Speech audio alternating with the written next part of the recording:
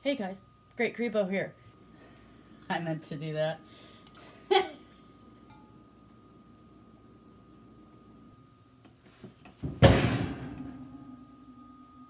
It's pretty obvious when it's my hair that ends up in the food, and that's gross. So, get your hair out of the way, folks. Today we are going to be doing a quarantine science experiment, also known as attempting to make homemade bread pudding. Have I ever made bread pudding before? No. Have I seen it made? Yes.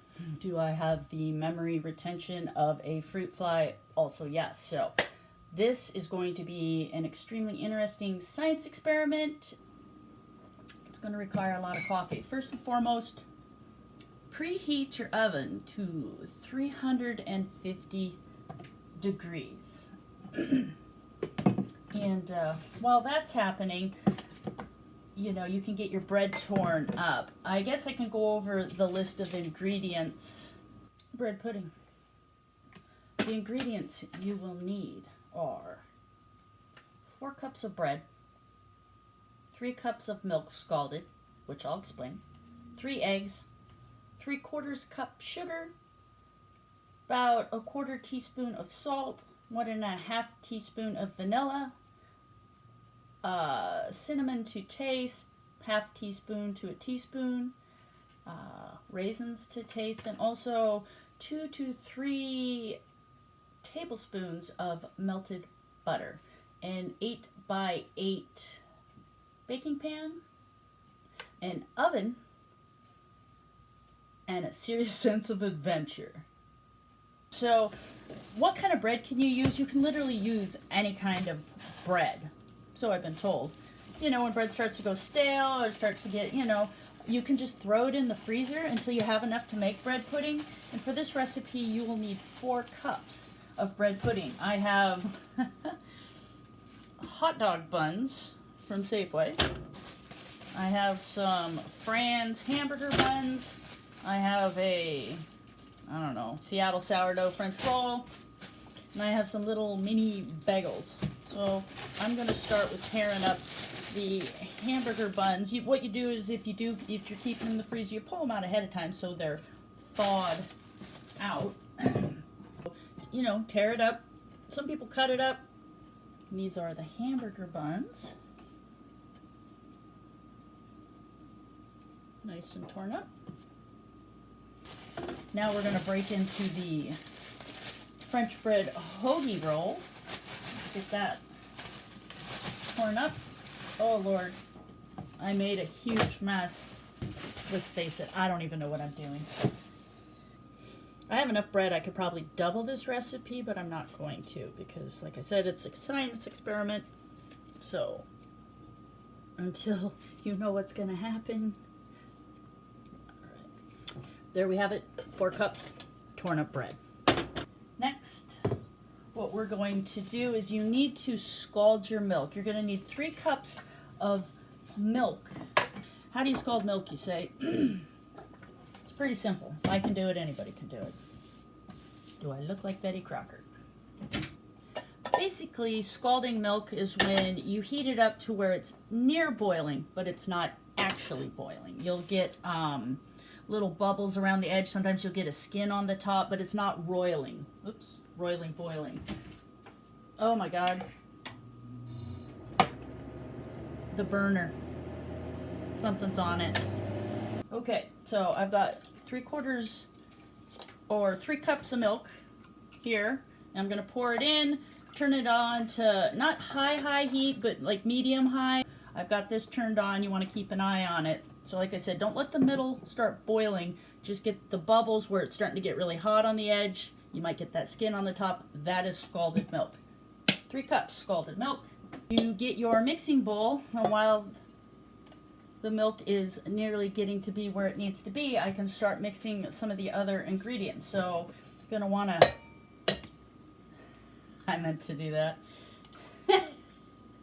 Get 3 eggs without the shells. My God, did my mother have any children that lived? 3 eggs. you might want to pick out those shells. Like I said, make sure your hands are washed, because if you're like me, your hands are going to be in the food a lot. Egg number 3.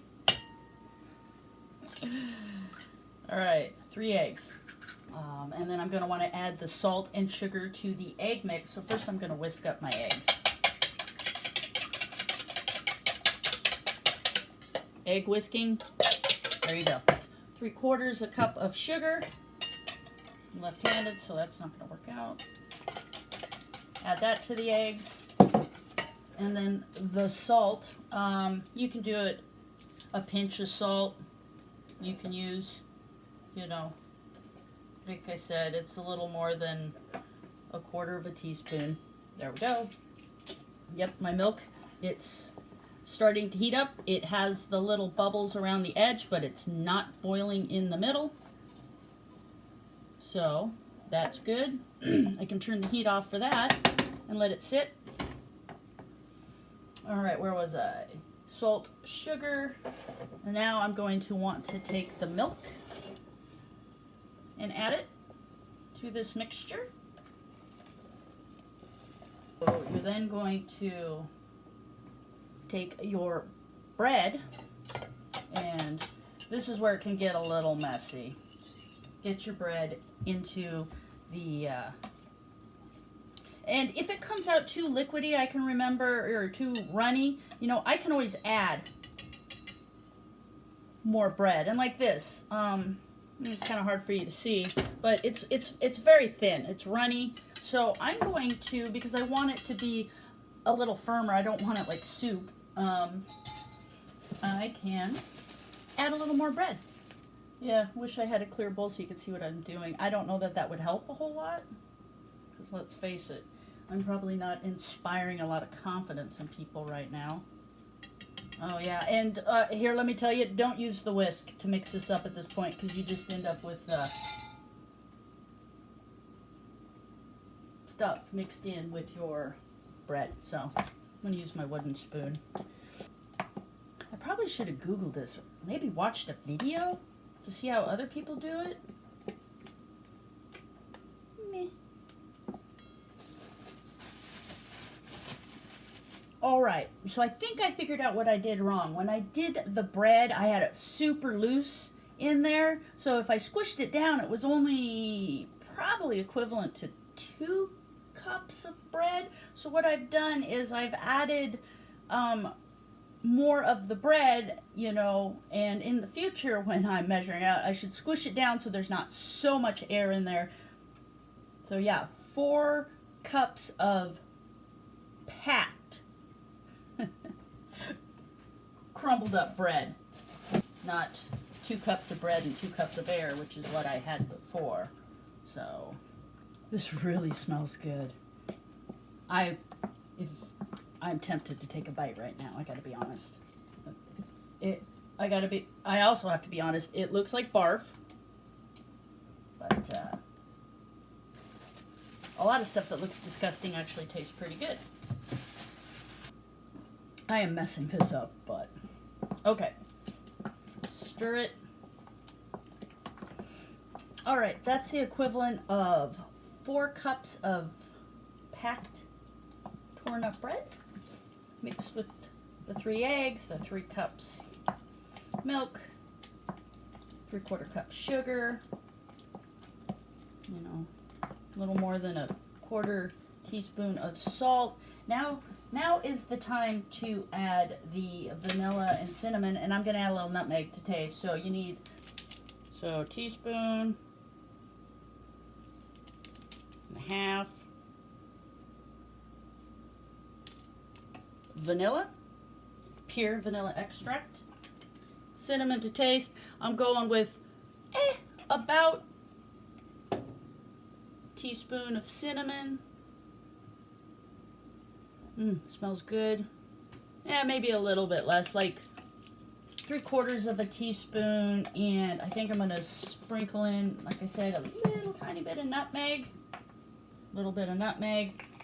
I may actually have to take a bite, see how it tastes. It's giving me French toast vibes.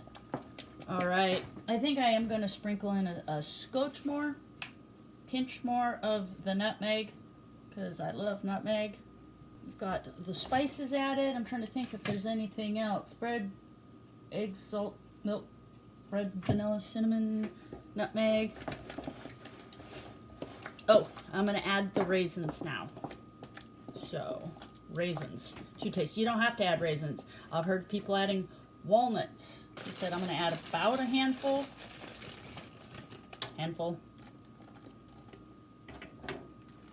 Yeah. And about another half a handful. There we go. I'm mixing it in. If anybody can see. Yep, there you go. Have a feeling that all my aunts that cook and my grandmother is really disappointed in me right now, but I am trying. I need to get the pan. I'm going to be using an 8x8 pan, and I'm going to be putting butter in the bottom, so give me a second. All right, I'm pretty sure this is an 8x8 pan. 8x8. One thing I didn't mention is you can't, I like butter. Okay, I've got about 3 tablespoons of butter melted. I'm going to add it to the bottom of the pan, you know, so it's coated, and basically it'll make the bread so it turns into a nice crunchy crust at the bottom. Yeah, I added about half of the butter to the bottom of the pan. I'm going to take this mixture. Oh man, I wish you could smell this. It smells so amazing. Hopefully it all fits in this pan. It is seeming to fit in the pan. All right, I have to admit, I just licked my finger a little tiny bit, and oh my God, this tastes so good. Yikes. Okay. Still looks a slightly bit runny, but I don't know. I think it's going to be great. I'm going to take the rest of the butter. Is it too much butter? Probably. I don't think you have to add this to the top, but I'm going to drizzle a little butter over the top. Because, like, at this point, who cares about calories, right? All right. Yeah, I'm just going to pour it over the top. There we go. That's about 3 tablespoons of melted butter. I'm going to pop it in a 350-degree oven for about an hour. How do you know when it's done? I, honest to God, don't know. Maybe it's like that toothpick thing, you know, where you stick a fork or a knife or a toothpick in. If it comes out clean, it's done. That is going to be my litmus test for if this is cooked in the middle. Yeah, so let's throw it in the oven for an hour. I don't even know if I'm supposed to cover this. I don't think so.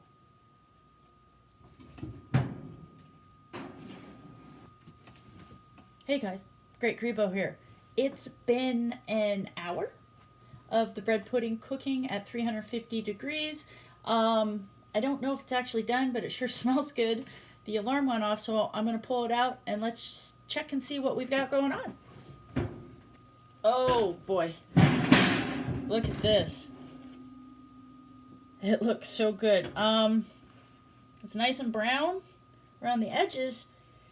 Well, let's try that knife thing I talked about to see if this is done. It didn't come out spotless, so I'm going to assume it's not completely done in the middle. The top is pretty brown, and I don't want it to get overdone, and I have no idea. Do I cover it to keep it from getting any more brown while it cooks in the middle? Well, I know for pie crust, you put tin foil around the edge to keep it from browning too much, so why don't we give that a shot? And we'll let it cook for another, I don't know, 15 minutes, 10. I'll keep an eye on it.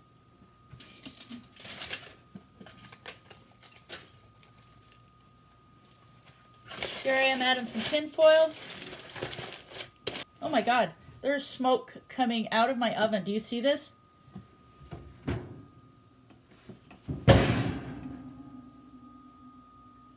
Maybe some butter boiled over? All right, let's just let that out. It's just, think I need to clean my oven. Oh my God. All right, I have covered this up in an attempt to get it so it doesn't brown on the edges anymore, and so the middle cooks. Probably don't need that.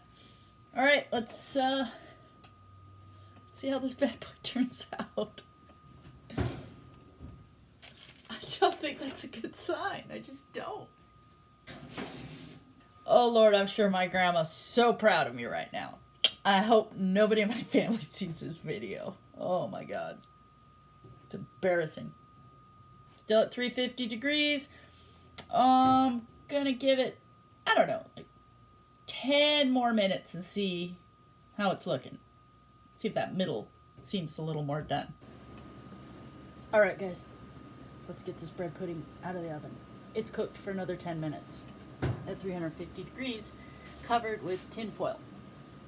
And most of the smoke has gone away because of the amount of smoke that was pouring out of my apartment. Okay, open this up very carefully because as we know it's hot. Hot, hot, hot. Oh my. It feels pretty firm. Maybe we'll try the toothpick thing. I have no idea what I'm doing most days anyway, so just like muffins, I'm sticking it in and pulling it out. Came out pretty clean, so I'm gonna guess it's pretty darn cooked. Maybe it's just really soft because it's hot? I don't know. I seriously haven't Googled any of this, but all right, here we go, guys. Like, share, comment if you want to see me try to cook anything else that I've never made before. Right on. But what we have here is some homemade bread pudding. And I have to say, it smells amazing. That's all we have for today, guys. So, our homemade bread pudding, also known as Quarantine Science Experiment. 10 years of schooling coming in handy. Yummy. Smells amazeballs. You're very welcome. I use free editing software and they've changed it. And they've made it really hard to remove all of an unwanted clip. So it does this weird jumping around thing. So I have no idea how this is going to turn out because, you know, I've cut a couple times and there might be some random blippage and bloopage and I'm just too cheap to, so this video might actually turn into a complete shit show. I have no idea how I'm going to splice this together. So,